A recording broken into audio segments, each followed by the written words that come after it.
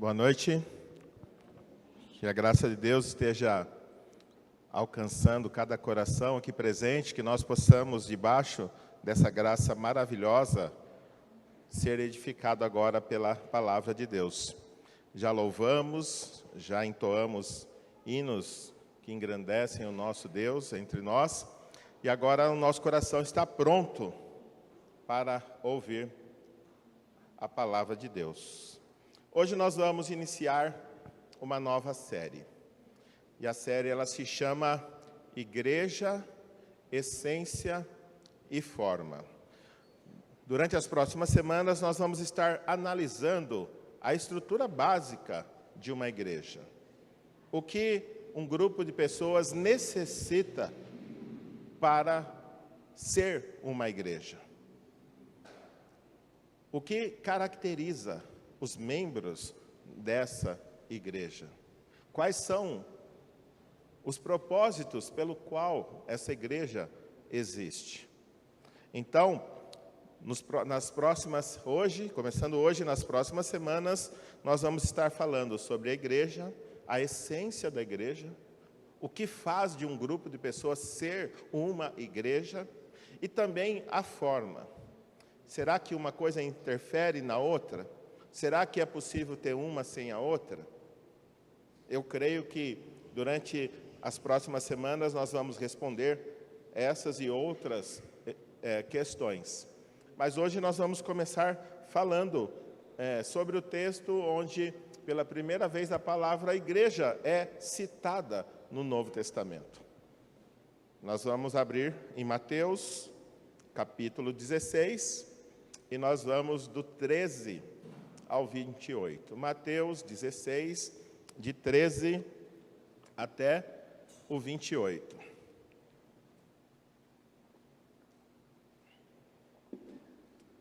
Aqueles que encontraram e puderem, por favor, vamos nos colocar de pé, em reverência à palavra de Deus, e vamos ler esse texto maravilhoso, intrigante, cheio de surpresas, mas que devem nos chamar a atenção para a vida, o dia a dia da igreja.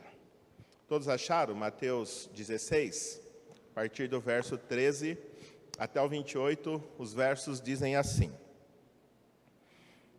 Chegando Jesus à região de Cesareia de Filipe, perguntou aos seus discípulos: Quem os outros dizem que o Filho do Homem é?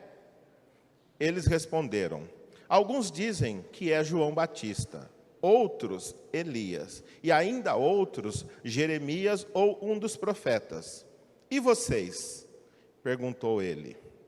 Quem vocês dizem que eu sou? Simão Pedro respondeu: Tu és o Cristo, o Filho do Deus vivo. Respondeu Jesus: Feliz é você, Simão, filho de Jonas, porque isso não foi revelado a você por carne ou sangue, mas por meu Pai que está nos céus. E eu digo que você é Pedro, e sobre esta pedra edificarei a minha igreja, e as portas do Hades não poderão vencê-la. Eu darei a você as chaves do reino dos céus. O que você ligar na terra terá sido ligado nos céus, e o que você desligar na terra terá sido desligado nos céus. Então, advertiu aos seus discípulos que não contassem a ninguém que ele era o Cristo. Desde aquele momento, Jesus começou a explicar aos seus discípulos que era necessário que ele fosse para Jerusalém e sofresse muitas coisas nas mãos dos líderes religiosos, dos chefes dos sacerdotes e dos mestres da lei, e fosse morto e ressuscitasse ao terceiro dia. Então Pedro, chamando-o à parte, começou a repreendê-lo, dizendo: Nunca, Senhor, isso nunca te acontecerá. Jesus virou-se e disse a Pedro: Para trás de mim, Satanás, você que é uma pedra de tropeço para mim, e não pensa nas coisas de Deus, mas nas dos homens. Então Jesus disse aos seus discípulos: Se alguém quiser acompanhar-me, negue-se a si mesmo, tome a sua cruz e siga-me. Pois quem quiser salvar a sua vida, a perderá. Mas quem quiser perder a sua vida por minha causa, a encontrará. Pois que adiantará ao homem ganhar o mundo inteiro e perder a sua alma? Ou o que o homem poderá dar em troca de sua alma? Pois o Filho do Homem virá na glória de seu Pai, com os seus anjos, e então recompensará a cada um de acordo com o que tenha feito. Garanto a vocês que alguns dos que aqui se acham não experimentarão a morte antes de verem o Filho do Homem vindo em seu reino. Oremos. Pai, tudo que fazemos aqui só tem um sentido real, só tem a garantia de produzir bênção espiritual, se o Teu Santo Espírito estiver agindo em nós. Por isso, nesse momento, pedimos que o Senhor manifeste a Tua glória, manifeste a Tua graça, manifeste o Teu poder, que o Senhor desfaça todo preconceito, que o Senhor tire de nós tudo aquilo que porventura atrapalhe a nossa comunhão contigo ou desvie a nossa atenção. E que nós possamos, em nome de Jesus, ser edificados pela Tua palavra mediante a atuação do Teu Santo Espírito. Livra o Teu povo das minhas imperfeições. Livra o Teu povo do meu querer, para que a Tua vontade possa prevalecer aqui entre nós. Em nome de Jesus, Pai. Amém. Podemos assentar, meus queridos.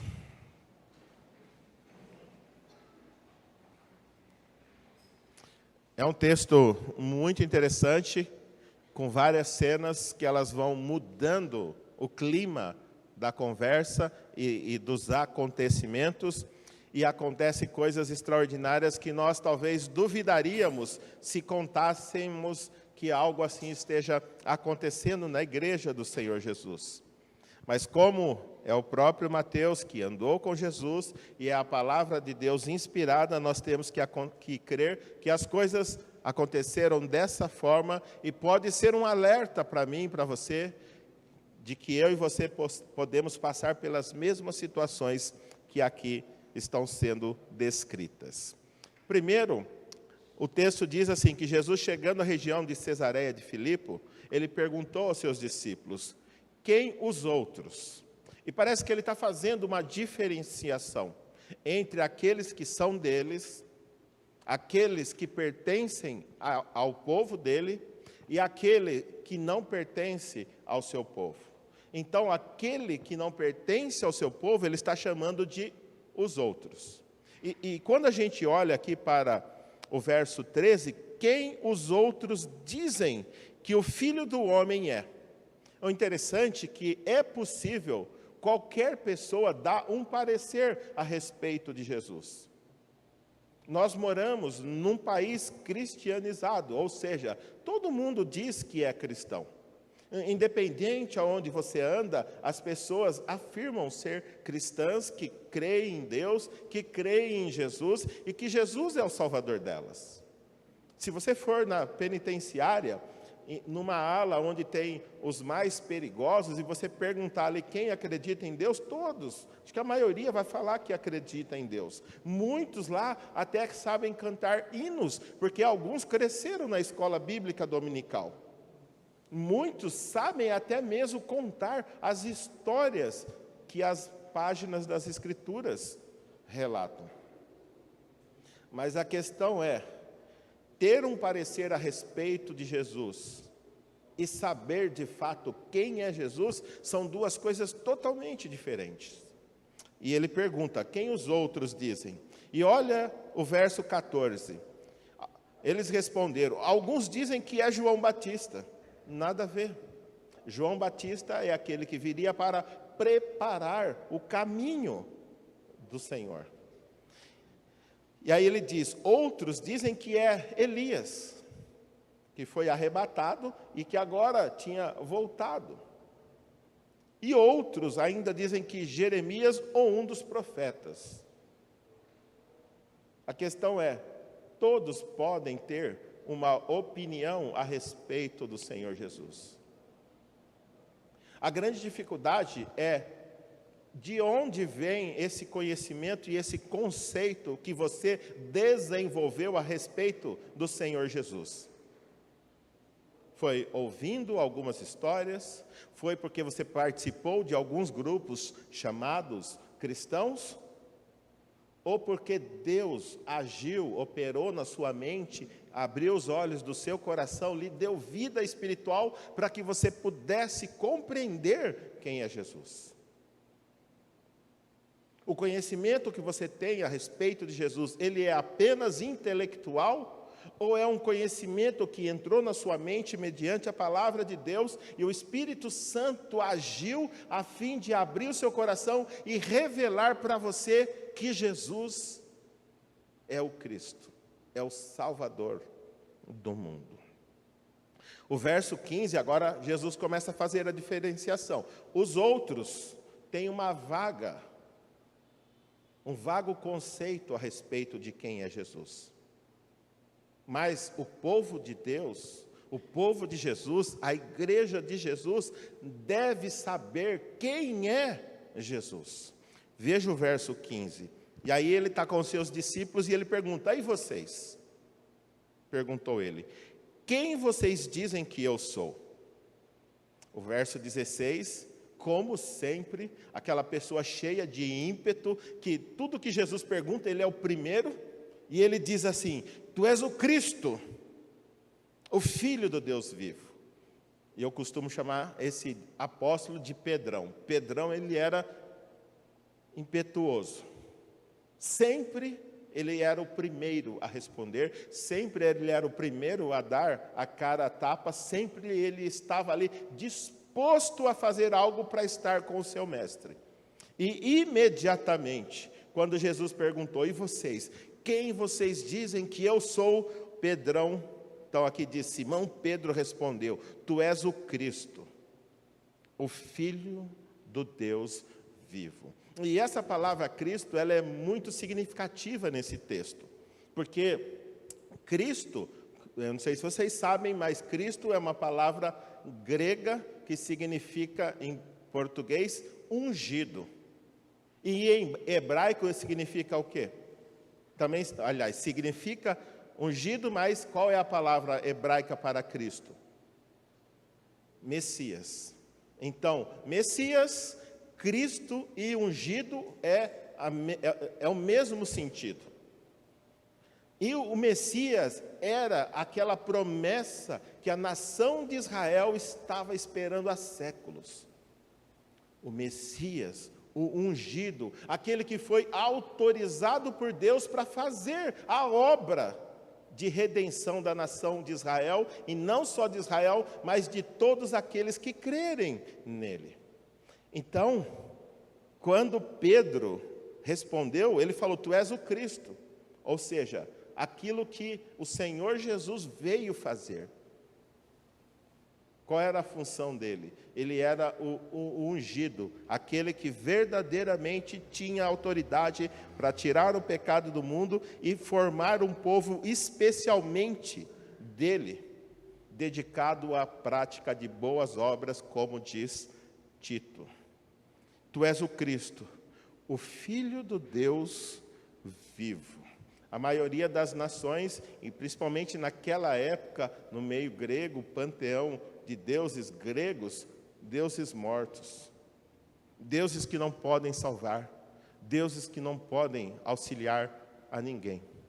Mas a resposta de Pedro foi completa: tu és o Cristo, o Filho do Deus vivo, contrastando com todos os outros deuses mortos que há por aí.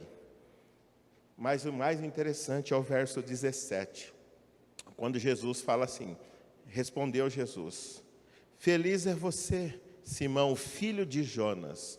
Por quê? E aí ele conclui: porque isto não foi revelado a você por meio da carne ou do sangue, mas por meio do meu Pai que está nos céus. Então, quando Pedro respondeu, Jesus foi bem taxativo: você é bem-aventurado.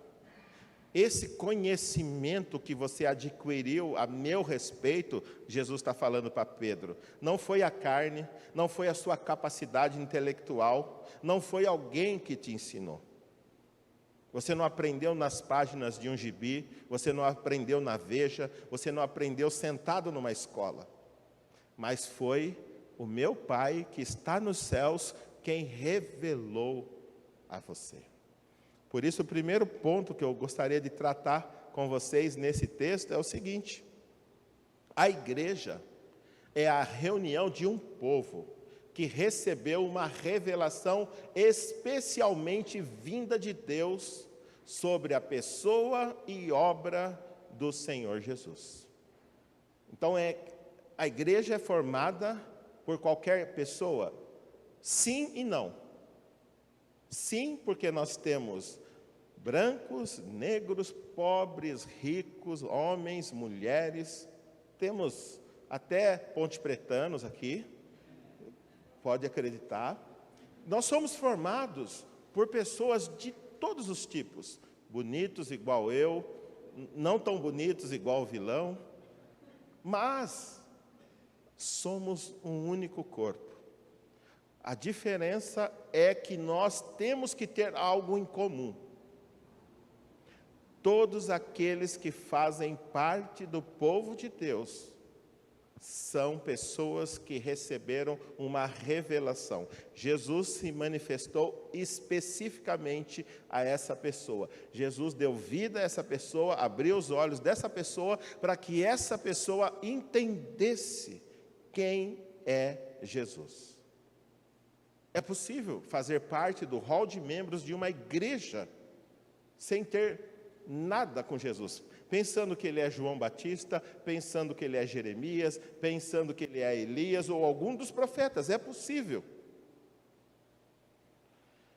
Mas é impossível ter o nome escrito no livro da vida, que está lá nos céus, sem que tenha o conhecimento de quem é Jesus. Portanto, Jesus fala: você é bem-aventurado, você é feliz, porque não foi revelado a você por carne ou sangue, mas por meu Pai que está nos céus. Então, esse é o texto que está ali em destaque. A igreja, qualquer pessoa pode fazer? Sim, qualquer pessoa. Mas quem de fato faz parte do povo de Deus? Somente aqueles que receberam essa revelação, que mediante o contato com a palavra de Deus, entenda, gente, eu não estou dizendo que você deve um belo dia entrar em êxtase e acontecer algo extraordinário e que entrou uma revelação na sua cabeça. Eu não estou dizendo isso. Eu estou dizendo que um belo dia você vai ter um contato com a palavra de Deus, ou você vai escutar uma pregação, ou você vai estar lendo a Bíblia na sua casa e de repente isso que nós estamos falando vai fazer sentido para você. Por quê? Porque Deus se revelou, se manifestou. O Espírito Santo agiu, abriu seus olhos para que você compreendesse a verdade do Evangelho. Muitas pessoas poderiam estar conosco aqui sentados hoje. Nós convidamos pessoas, falamos para pessoas, mas a maioria delas acha que nós somos loucos. Acha que é perca de tempo estar na igreja. Elas acreditam que estar em qualquer outro lugar é mais legal e mais significativo, prazeroso e importante para elas do que estarem na igreja. Por quê? Porque elas provavelmente não foram alcançadas por essa mensagem. Elas não entenderam ainda quem é Jesus, a importância de Jesus para a vida delas. Por isso que é um peso para alguém que não conhece plenamente Jesus, querer ler a Bíblia, querer orar, querer usar os seus dons e talentos a serviço da igreja, querer contribuir com a igreja. É impossível uma pessoa que não tem a revelação de Jesus e da importância dele, querer participar da obra que ele está fazendo aqui na terra.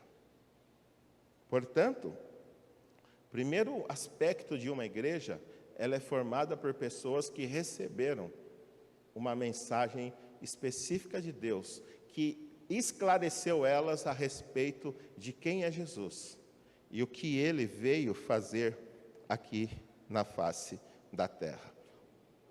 Olha que texto que completa essa mensagem, ali em 1 Coríntios, mostrando que é necessário o agir de Deus sobre a mente da pessoa para que ela receba essa revelação de Deus. Olha o verso, capítulo 2, de 6 a 10 de 1 Coríntios, dizem assim, ó: entretanto, Paulo está falando para os coríntios, falamos de sabedoria entre os que já têm maturidade, mas não da sabedoria dessa era ou dos poderosos dessa era, que estão sendo reduzidos a nada.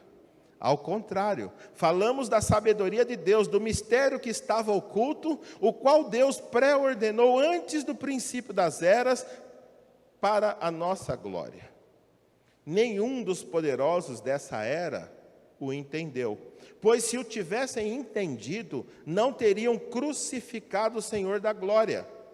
Todavia, como está escrito, olho nenhum viu, ouvido nenhum ouviu, mente nenhuma imaginou o que Deus preparou para aqueles que o amam. Mas Deus o revelou a nós por meio do Espírito. O Espírito sonda todas as coisas, até mesmo as coisas mais profundas de Deus. Olha o que Paulo está dizendo. Os poderosos, daquela época, não compreenderam quem era Jesus. E vocês veem, as grandes mentes, os grandes tratados filosóficos já haviam sido estabelecidos 400 anos antes de Cristo ali na Grécia. Aristóteles, Platão, Sócrates já haviam vivido, estabelecido grandes tratados filosóficos que influenciam até hoje a humanidade, mas mentes brilhantes, mentes extraordinárias. E Paulo diz que nenhum dos poderosos dessa era entendeu, porque se eles tivessem entendido pela capacidade intelectual quem era Jesus, eles não teriam crucificado Jesus. Mas ele conclui dizendo assim, como está escrito, olho nenhum viu, ouvido nenhum ouviu, e mente alguma foi capaz de imaginar o que Deus preparou para aqueles que o amam. O ser humano, se não fosse a revelação do próprio Deus para ele, ele estaria perdido. Se o próprio Deus não manifestasse a sua vontade, o seu evangelho e a sua glória para nós, nós estaríamos por toda a eternidade perdidos. Mas aprove a ele, por graça e misericórdia, revelar Jesus a nós. Porque nós somos incapazes de conceber o evangelho, o verso 10 diz, mas Deus o revelou a nós por meio do Espírito. O Espírito sonda todas as coisas, até mesmo as coisas mais profundas de Deus. Então, para fazer parte de uma igreja, é necessário que Deus se manifeste a essa pessoa, lhe dê vida, lhe abra os olhos e faça compreender quem é Jesus. E compreendendo quem é Jesus, essa pessoa, então, passa a fazer parte do povo de Deus. Segundo ponto que esse texto maravilhoso nos mostra é o seguinte: a igreja é edificada pelo próprio Senhor Jesus, que é o dono da igreja e será sempre missional. Que história é essa? O texto mesmo nos aponta, verso 18. Depois que Jesus disse para Pedro, eu te digo que tu és Pedro, e aí ele diz assim, e sobre essa pedra edificarei a minha igreja. Há uma grande discussão entre teólogos que estão em dois extremos. Alguns acreditam que esta pedra é Pedro, Eu te digo que tu és Pedro, e sobre essa pedrinha que é você, eu vou edificar a minha igreja. Outros acreditam que a pedra que Jesus se refere é a palavra que ele disse. Tu és o Cristo, o Filho do Deus vivo.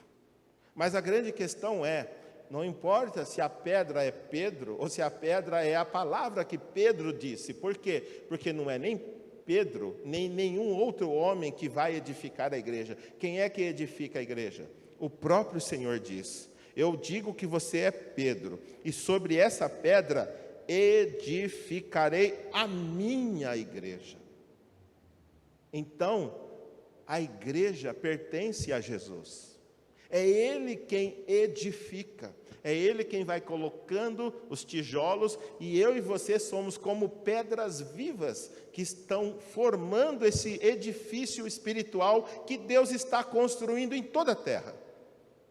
E quando a gente fala de igreja, tem esses dois aspectos. Tem a igreja que está aqui na face da terra, tem a igreja local, mas também tem a igreja triunfante, que é formado por todos os santos, desde Pentecoste e até a hora que Jesus voltar. Todos os crentes fazem parte dessa igreja. Mas aqui nós temos as divisões, temos as denominações, sim, mas se cada uma dessa denominação tem pessoas que foram alcançadas por Jesus, esse corpo de Jesus que está sobre toda a face da terra, está sendo edificado pelo próprio Senhor. E ele fala: eu edificarei a minha igreja. Não é a igreja dos batistas, não é a igreja dos presbiterianos, não é a igreja dos assembleianos, não é a igreja dos católicos, mas todos nós que cremos no Senhor Jesus, por uma revelação do Espírito Santo, pertencemos à igreja universal. Não do reino de Deus, do Edir de Macedo, mas à igreja universal que é do Senhor Jesus Cristo. E quando ele olha aqui, veja o verso 18. Deixa eu pôr aqui para vocês. E ele fala assim: eu lhe digo que você é Pedro, e sobre essa pedra edificarei a minha igreja. E olha o mais importante: e as portas do Hades, ou da morte, ou do inferno, não poderão vencê-la. Olha que declaração extraordinária Jesus está dizendo. Eu vou edificar a minha igreja, e as portas do inferno vão ser arrombadas pela igreja, que vai entrar e saquear o inferno, trazendo almas preciosas para o Senhor. E às vezes nós ficamos com medo, queremos fechar a porta, queremos nos proteger. Eu vejo às vezes que teve uma situação que eu estava numa igreja e tinha um satanista lá, e todo mundo com medo e queriam fazer de tudo para o satanista não voltar. Eu falei: gente, que mal ele pode fazer para nós? O máximo que pode acontecer, ele ouvir o evangelho, se converter e abandonar. Mas quem é Satanás diante do Senhor Jesus? Ninguém. Ele é um servo do Senhor Jesus. Alguns acreditam que o inferno é o reino de Satanás, onde ele vai ficar judiando daqueles que foram pela... Não. O inferno foi criado por Deus para castigar Satanás e os seus anjos e todos aqueles que não amaram a sua vinda. Satanás não é dono de nada. O inferno pertence a Deus e é um lugar onde Deus vai punir Satanás, os seus anjos e todos aqueles que rejeitaram a Jesus Cristo.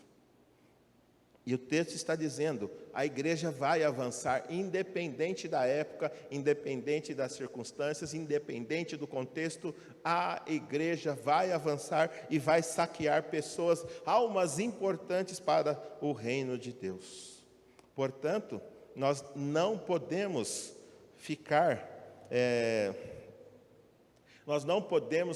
acovardados. Nós temos que, como igreja, avançar. E a garantia dele: as portas do inferno não vão prevalecer contra a igreja. A igreja vai avançar independente das circunstâncias. Olha o que diz Atos 20, 28. Paulo falando para os presbíteros e a liderança da igreja ali em Éfeso, quando ele está se despedindo, ele fala: cuidem de vocês mesmos e de todo o rebanho, sobre o qual o Espírito Santo os colocou como bispo, para pastorearem a igreja de Deus, que ele comprou com o seu próprio sangue. A igreja pertence a Deus. Jesus comprou, pagou o preço por cada um de nós. E por que eu digo que ela é e sempre será missional? Porque a igreja foi deixada pelo Senhor Jesus para fazer discípulos, invadir o inferno e saquear o inferno. Sempre missional. A igreja tem uma missão: levar esse evangelho até os confins da terra. Cabe a mim, cabe a você participarmos da evangelização do mundo de maneira ativa. Talvez nós não enviaremos um missionário para a África, não enviaremos um missionário para a China, mas você é um missionário da igreja aqui em Campinas, lá no lugar que você trabalha, aonde você estuda, na região em que você mora, você é um missionário. Aonde você pratica esporte, você é alguém que está ali como representante do reino de Deus para mostrar ao mundo que há um Deus que ama e quer salvar essas pessoas. Terceiro ponto que a gente vê aqui nesse texto: a igreja é responsável pela disciplina de seus membros, visando a pureza, santidade e testemunho na localidade onde está inserida. A grande mancha na vida da igreja do século 21 é que os membros já não pensam mais em andar com Deus, já não estão andando mais com o Senhor Jesus. E aqui, olha que interessante, é um texto muito difícil. Você tem que pegar e estudar as palavras para você chegar a essa compreensão. Porque parece assim que o ligar é trazer e o desligar é mandar embora. Mas quando você vai analisar o contexto, que está falando a respeito de edificação da igreja, Jesus fala assim: eu darei a vocês as chaves do reino dos céus. Aí parece assim, que o Pedrão está lá na porta do céu e ele abre e fecha para quem ele quer que entre. Mas quando você vai analisar as palavras que estão escritas aqui, ligar e desligar não tem a ver com cortar ou tirar. O que a palavra ligar significa? Colocar debaixo de uma obrigação. Quando um membro da igreja começa a se desviar e não está andando em conformidade com a palavra de Deus, cabe ao corpo ligá-lo, ou seja, colocá-lo debaixo de uma disciplina. A partir de hoje, você vai precisar ter um encontro regular com tal pessoa, ou com o pastor, ou com um dos diáconos, ou com alguém da igreja, de maneira que, encontrando com essa pessoa, você vai prestar relatório de como está o seu progresso em relação ao pecado que você está vivendo. E assim, a igreja vai ajudar essa pessoa a vencer esse pecado, se tornar santa e ser um discípulo de Jesus frutífero. Então, quando ele está dizendo, eu vou dar as chaves a você, ele está dizendo, a igreja tem a capacidade de disciplinar os seus membros. Você não está andando em conformidade com o Evangelho. E aqui quando diz, tudo que você ligar será ligado no céu, quando a gente disciplinar um membro, mesmo que alguns não concordem, a Bíblia diz que o céu está concordando. E quando termina o processo de disciplina, a pessoa deu os seus passos, ela andou em conformidade, prestou seus relatórios, ela cresceu e ela abandonou o pecado, então precisa ser desligado. O que é desligado? A partir de hoje você não está mais obrigado a participar dessa disciplina. Você cumpriu os passos e nós desligamos, nós tiramos a disciplina. Você concluiu a disciplina. Então, os céus também concordam que aquela pessoa passou pelo processo e aprova. Então, a igreja é responsável pela disciplina de seus membros, visando o quê? A pureza, a santidade e o testemunho na localidade onde ela está inserida. A grande tristeza do tempo que estamos vivendo é que quando alguém é passivo de disciplina e é disciplinado, ao invés de os irmãos entenderem que é para o próprio bem da pessoa que está sendo disciplinada, parece que é o pastor que é o ruinzão, e os coitadinhos vão lá abraçar a pessoa, né? E fica do lado do pecador.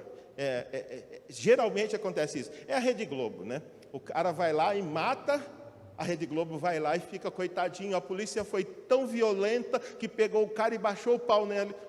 Gente, fica do lado da pessoa errada. Tem uma família enlutada lá no cemitério chorando por causa de alguém que morreu, e a rede lá, a emissora lá entrevistando os policiais porque foram violentos com o cidadão que foi preso. E infelizmente, às vezes acontece isso na igreja. A igreja ama, quer disciplinar e corrigir, mas as pessoas ficam contra a liderança da igreja que está disciplinando. Quando a gente olha para esse texto, é muito claro, a igreja é responsável. E quando a gente coloca alguém, Deus está conosco. E quando a gente libera alguém da disciplina, Deus também está com a igreja. Próximo ponto. Esse é um dos pontos mais extraordinários a respeito da igreja. A igreja estará sujeita a períodos de instabilidade pela natureza de seus membros, que por vezes desejam impor até mesmo para Deus a sua vontade. Olha que legal. Pedrão foi exaltado por Jesus, falou: Pedro, você é bem-aventurado. Você é bem-aventurado. Por quê? Porque não foi a carne ou o sangue que revelou para você que eu, Jesus, sou o Cristo, o Filho do Deus vivo. Foi o próprio Deus. Então imagina, o Pedrão cheio do Espírito Santo, dando uma resposta magnífica para Jesus. Mas olha lá, vamos ler o versos 21. Depois que Jesus conversou essas situações com ele, e diz, daquele momento, Jesus começou a explicar aos seus discípulos que era necessário que ele fosse para Jerusalém e sofresse muitas coisas nas mãos dos líderes religiosos, dos chefes, dos sacerdotes e dos mestres da lei, e fosse morto e ressuscitasse ao terceiro dia. Interessante. Pedro havia dito que Jesus era quem? O Cristo, o ungido, aquele que Deus autorizou para vir resgatar. Mas quando você vai lá para Isaías, lá diz que ele foi traspassado pelas nossas transgressões, ele foi moído por causa dos nossos pecados. Uma revelação clara de Deus a respeito do papel e do ministério que o Messias faria aqui. Jesus seria moído, seria morto, seria entregue, mas ressuscitaria ao terceiro dia. E Jesus começa então a explicar para eles, a gente vai para Jerusalém, eu vou ser preso, eu vou ser morto, mas eu vou ressuscitar ao terceiro dia. Aquele mesmo Pedrão, que há horas atrás, cheio do Espírito, respondeu que Jesus era o Cristo, veja o verso 22. Então Pedro, chamando-o à parte, começou a repreendê-lo, dizendo: nunca, Senhor, isso nunca acontecerá. Agora imagina, Jesus ali com os 12 caminhando, Jesus explicando o seu papel, o que ele vinha fazer aqui, quando ele fala: meus queridos, nós estamos indo para Jerusalém, lá eu vou ser entregue pelos sacerdotes, lá eu vou ser morto, mas eu vou ressuscitar ao terceiro dia. Pedro nem escutou que ele ia ressuscitar ao terceiro dia. Imagina, o Pedrão era sempre, ele puxou Jesus para o lado, falou: mestre, para com isso, você está bobo? Onde já se viu? Você, Jesus, vai morrer? O Messias? Mas para. E olha o que Jesus responde para ele. Verso 23. Jesus virou-se e disse a Pedro: para trás de mim, Satanás. Olha que mudança de cena. Alguém que há pouco tempo atrás estava cheio do Espírito Santo, fazendo declarações maravilhosas a respeito de Jesus, agora Jesus está falando: faça de mim, Satanás. Mas por quê? Qual foi a mudança? Olha o restante do verso 23. Você é uma pedra de tropeço para mim. Não pensa nas coisas de Deus, mas nas coisas dos homens. Pedro não estava preocupado com a salvação da humanidade, não estava preocupado com a igreja. Pedro estava preocupado com ele. Pedro estava preocupado com as coisas que ele estava desfrutando de bom com Jesus, e ele queria um Jesus só para ele. E às vezes eu e você não estamos muito preocupados com a obra que Jesus está fazendo na terra. Nós estamos preocupados com as coisas que Ele nos dá, com as coisas que Ele faz de bom para nós. E aqui imagine, o próprio Pedro, que estava cheio do Espírito, agora querendo ensinar o próprio Deus encarnado como ele deveria agir. E ele é muito claro: você é uma pedra de tropeço. É possível que eu e você façamos coisas maravilhosas hoje, mas que amanhã nós nos tornemos pedra de tropeço, porque nós podemos deixar de pensar nas coisas de Deus e pensar nas coisas do homem. Nós podemos querer ensinar Deus como dirigir a sua igreja. E aí a gente se torna uma pedra de tropeço. A gente quer impor a nossa expectativa, a gente quer impor para Deus como Ele deve agir. E isso acaba fatalmente prejudicando o avanço da obra de Deus, e eu acabo me esvaziando e servindo ao inimigo ao invés de servir a Deus. E o quinto ponto: uma igreja saudável é constituída por membros que negaram a si mesmo, tomaram suas cruzes e seguiram a Jesus. Vivemos numa época de evangelho egoísta. Jesus, Deus, é o gênio da lâmpada.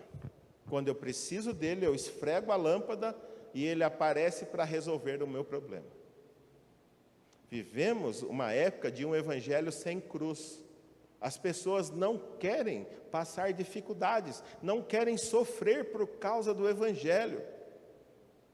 Elas não querem negar a si mesmas.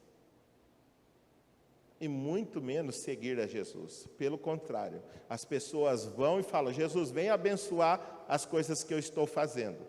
E nem sabe se as coisas que elas estão fazendo realmente são as coisas que Deus deseja que elas façam. Por quê? Porque começa errado, começam cheias de si. Ao invés de começarem a orarem: Deus, o que o Senhor deseja que eu faça? A oração já é: Deus, eu estou traçando os meus planos, abençoa os meus planos. E o texto começa mostrando assim, olha o verso 24. Então Jesus disse aos seus discípulos. Por que ele disse isso? Porque Pedrão estava cheio de si, querendo ensinar Jesus como agir, querendo desviar Jesus do seu propósito. E o Pedrão, Jesus diz assim para o Pedrão: então Jesus disse aos discípulos: se alguém quiser acompanhar-me, se alguém quiser andar com Jesus, primeiro requisito, qual é? Negue-se a si mesmo. Enquanto você não abrir mão da sua vontade, a vontade de Deus não será realizada na sua vida. E às vezes você acaba acreditando que você só será feliz se você fizer aquilo que traz prazer, aquilo que traz alegria ao seu coração, quando na verdade são exatamente a busca desenfreada por coisas que te dão prazer e alegria que tem levado você à insatisfação, a uma vida sem propósito. Porque é exatamente o que você tem feito que pode estar atrapalhando a vontade e o propósito de Deus para a sua vida. E quando o seu desejo atrapalha o propósito de Deus para a sua vida, o resultado é infelicidade. Primeira coisa, negue-se, abra mão do seu propósito, dos seus planos, abra mão da sua agenda. Você pode ter certeza que enquanto você está cuidando da sua agenda, você está deixando a agenda de Deus para a sua vida de lado. E quando você deixa a agenda de Deus para a sua vida de lado, certamente você é infeliz. Certamente. Jesus é a fonte da plena satisfação. Jesus é a fonte da plena alegria. E se você não está seguindo a Ele, você está indo para um lugar para onde Ele não está indo. E se você está indo para um lugar para onde Ele não está indo, Ele não é capaz de satisfazer os anseios do seu coração. Negue-se a si mesmo. Segunda parte, tome a sua cruz. Gente, cruz é um objeto de tortura, de sofrimento, de tristeza, de morte. E a gente quer um trono, mas a gente não quer passar pela cruz. Lembra que eu falei certa vez do Henrique Cristo? A coroinha dele, cheia de algodãozinho, para os espinhos não ferir a testinha dele, coitado. E ele fala que ele é o Cristo. Nós vivemos uma época em que os crentes não querem negar a si mesmos, não querem tomar a sua cruz, e muito menos seguir a Jesus. Eles querem que Jesus os siga, eles querem que Jesus vá atrás dele, vai se porventura acabar o pão, Jesus multiplica o pão, vai se porventura precisar alguém doente, Jesus vai e cura. Enquanto a Bíblia diz, você tem que seguir a Jesus, os crentes estão querendo que Jesus siga a eles. É o que Pedrão estava fazendo. Não, Senhor, de maneira alguma isso vai acontecer ao Senhor. De maneira alguma. E aí ele está falando, se alguém quiser acompanhar-me, negue-se. Eu creio que uma das coisas mais difíceis para nós é negar a nós mesmos. Lembra quando Paulo está falando aos Gálatas 2, capítulo 2, versículo 20, ele diz assim, ele fala assim, estou crucificado com Cristo. Logo, não vivo mais eu, mas Cristo vive em mim. E a vida que agora vivo pela fé no Filho de Deus. E aí a pergunta que eu sempre faço é, a pessoa está lá cravada na cruz. Por que os soldados romanos ficavam vigiando a cruz? Por quê?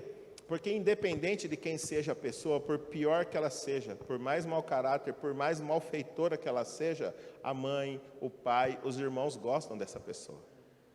E quando escurecia, os soldados e era um evento, era um espetáculo a crucificação. Jesus não foi o único. Milhares de pessoas foram crucificadas naqueles dias, naquelas épocas. Então era algo comum. Mas quando alguém era crucificado, não sei se vocês lembram, que os soldados foram para quebrar a perna dos três. Aí quebraram do da direita, quebraram do da esquerda e não quebraram de Jesus, por quê? Porque ele já estava morto. E o pessoal se admirou de ele ter morrido tão rápido. Na verdade, ele não morreu, ele entregou a sua vida. Ele não foi morto, ele se entregou.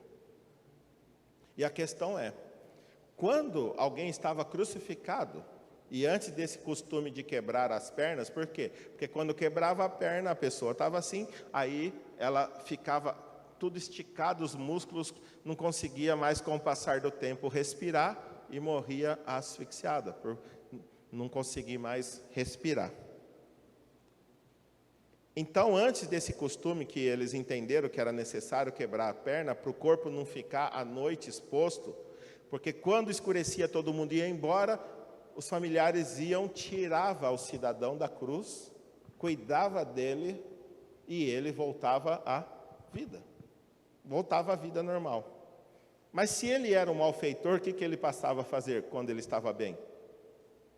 Continuava malfeitor. Continuava malfeitor. Então, por isso que Paulo fala assim, estou crucificado com Cristo. Ele não fala eu fui, ele fala estou. Porque eu e você, toda vez que nós descermos da cruz, nós voltamos a viver. E quando a gente volta a viver, é sempre o velho homem fazendo as mesmas coisas erradas que fazíamos antes. Portanto, Jesus está dizendo, negue-se, tome a sua cruz. Cruz é algo pesado, é algo que machuca, é algo que tortura, é algo que mata. E se eu não quero passar por isso, eu não posso ser discípulo de Jesus. E também devo segui-lo, negar-me, pegar a cruz e seguir a Jesus. E aí ele vem o 25, pois quem quiser salvar a vida, a perderá. É o contrário, né? A gente vê alguns assim, eu vou curtir. Hoje eu vou sair, só volto amanhã, eu vou curtir, eu quero ganhar a minha vida, porque eu tenho muita vida para viver. E Jesus está dizendo, quem quiser ganhar a sua vida, vai perdê-la. Mas quem perder a sua vida, por minha causa, a encontrará. É o contrário. É o contrário. E aí ele diz assim, o 26, pois que adianta ao homem ganhar o mundo inteiro e perder a sua alma? Tudo bem, você vai sair pelo mundo, você vai fazer tudo que vem na sua cabeça, você vai ganhar todo o dinheiro possível, vai curtir todas as festas, tudo que o mundo oferece. Mas lá no final, lembra Jesus para o rico insensato? Louco, essa noite te pedirão a tua alma, e tudo que você tem, para quem será? Para quem será? Ou, o que poderá dar o homem em troca da sua alma?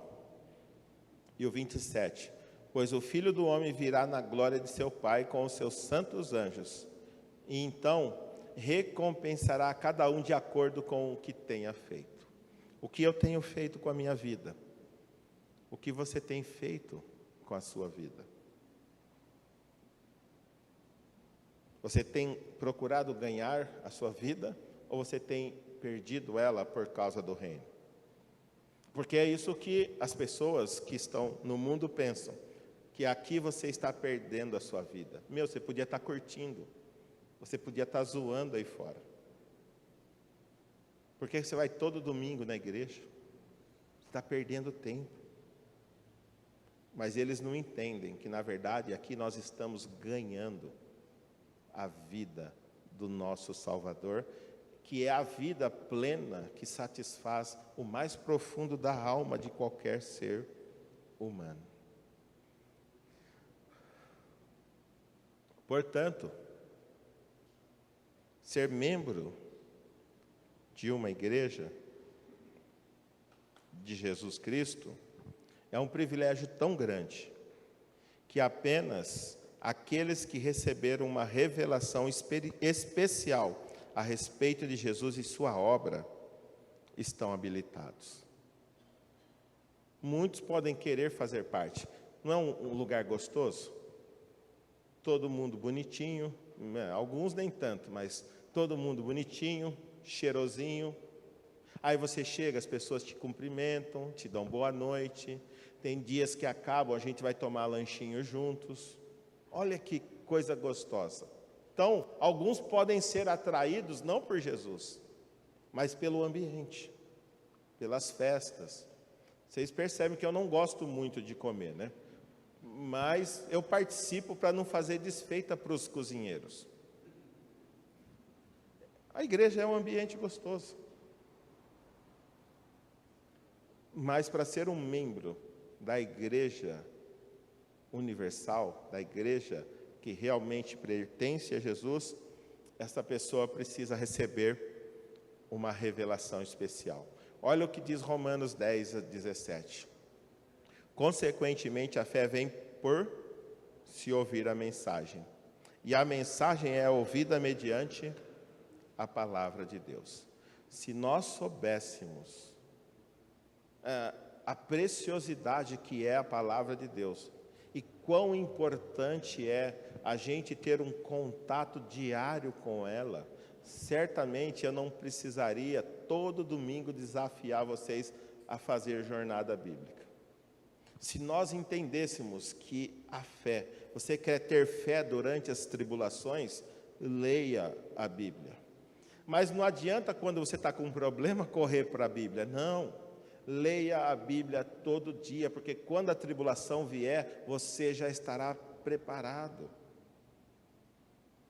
Corra na frente, fortaleça a sua fé, fortaleça a sua alma sobre a palavra de Deus. Leia um pouquinho por dia, porque como diz lá Jesus, no capítulo 7 de Mateus, nós podemos construir a nossa vida sobre a rocha ou sobre a areia.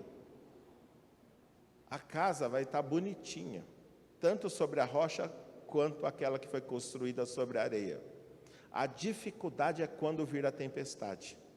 A que foi construída sobre a areia vai ruir. E a que foi construída sobre a rocha vai permanecer. Sobre o que você está construindo a sua vida? Filosofias, psicologias, sobre o quê? A palavra de Deus está aí para fortalecer a nossa alma, o nosso ser, a nossa mente, o nosso coração. Outra mensagem do texto diz: nada pode impedir o avanço da igreja de Jesus Cristo. Nem mesmo Satanás e o inferno são capazes. Olha que privilégio você participar de um projeto que nada nesse mundo pode impedir. A gente vê quantas grandes multinacionais que fecharam a porta, que faliram.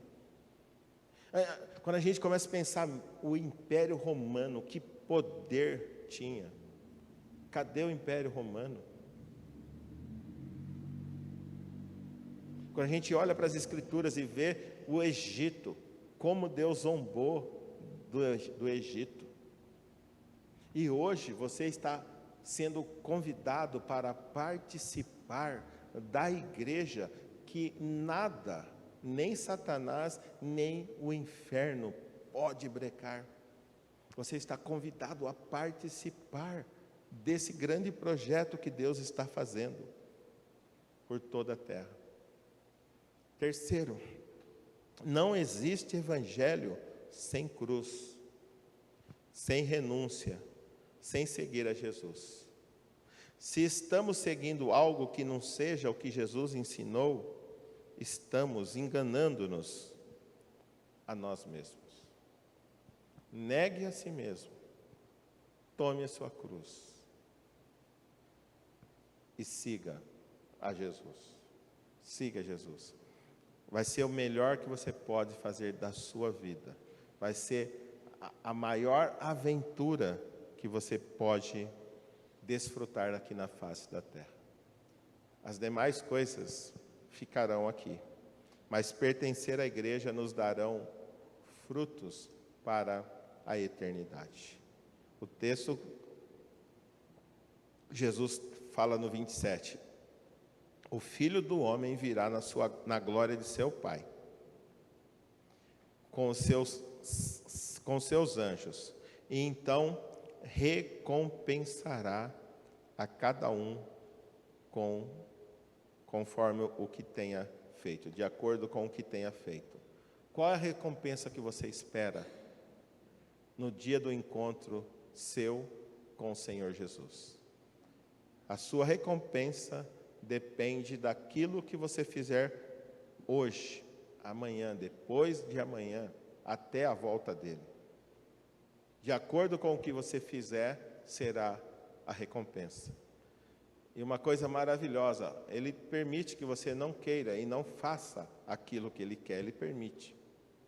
Mas ele é tão justo que no dia ele vai te recompensar de acordo com a sua escolha. Se você seguiu, se você não seguiu, não adianta naquele dia falar, siga Jesus. É o melhor que você pode fazer para a sua vida hoje e para a sua eternidade.